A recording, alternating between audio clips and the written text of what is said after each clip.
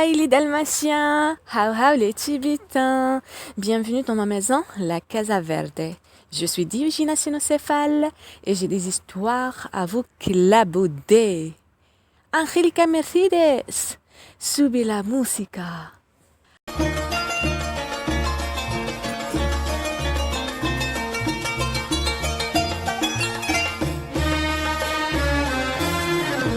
أسامينا شو تعبوا أهالينا تلاقوها وشو افتكروا فينا أسامينا شو تعبوا أهالينا تلاقوها وشو افتكروا فينا الأسامي كلام شو خص الكلام الأسامي كلام شو خص الكلام عينينا هني أسامينا أسامينا شو تعبوا أهالينا تلاقوها شو افتكروا فينا أسامي كلام شو خص الكلام أسامي كلام شو خص الكلام عينينا إني أسامينا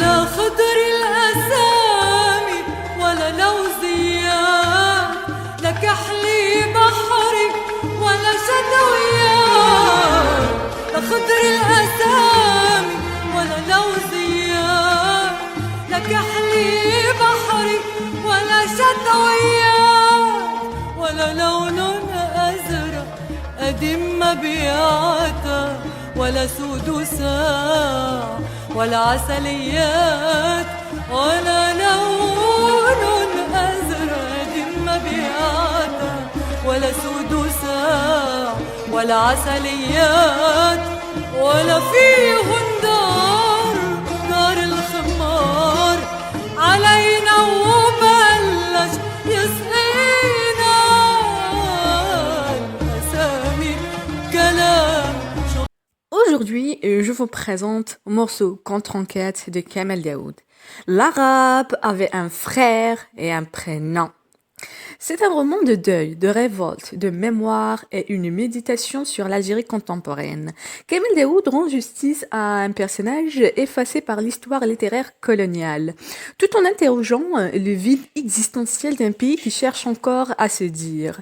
C'est une réponse post-coloniale au célèbre roman L'étranger d'Albert Camus.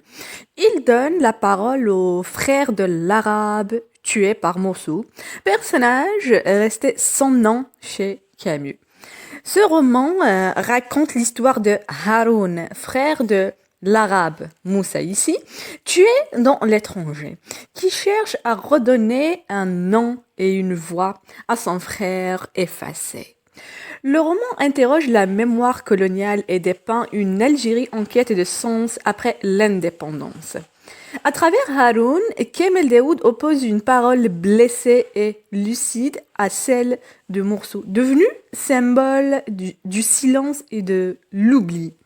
Le roman est aussi une critique de l'Algérie contemporaine, de son vide après l'indépendance, de son autoritarisme, de sa religiosité étouffante, et du fait que même après 1962, le pays n'a pas su inventer sa liberté. Haroun devient lui aussi meurtrier dans une scène miroir, absurde et vide de sens. Il tue un Français après l'indépendance. Le roman montre comment la violence coloniale engendre une violence postcoloniale sans réconciliation ni justice. Dans ce roman, le prénom devient une manière de réinscrire l'existence dans la mémoire collective et de briser le silence imposé par la colonisation et la littérature elle-même. Touyouz, le côté de ma personnalité qui adore Fayrouz. Et c'est très bien parlé. Vous lisez les meilleurs passages et citations. هيدي عم بحكي لك قصة بشعة كتير. Pour éclairer ton chemin, tu devrais chercher une femme, pas un mort. Tout le monde veut une femme du village et une pute de la ville. Non, merci, je n'aime pas le café au lait. J'ai horreur de cette mixture. D'ailleurs, c'est le vendredi que je n'aime pas. C'est un jour que je passe souvent sur le balcon de mon appartement à regarder la rue, les gens et la mosquée. Elle est si imposante que j'ai l'impression qu'elle empêche de voir Dieu. Le meurtre est la seule bonne question que doit se poser un philosophe. Tout le reste est bavardage. Tu veux noter ma définition de l'amour? Elle est grandiloquente mais sincère. Je l'ai fabriquée tout seul. L'amour, c'est embrasser quelqu'un, partager sa salive et remonter jusqu'au souvenir obscur de sa propre naissance. J'ai donc pratiqué le vouvage qui rend séduisant et attire la tendresse de celles qui ne se méfiaient pas. J'ai été approchée par des femmes malheureuses et d'autres trop jeunes pour comprendre. Aymen, le maladroit. Qu'est-ce que tu fais dans la bouche de Lothario de Tormes?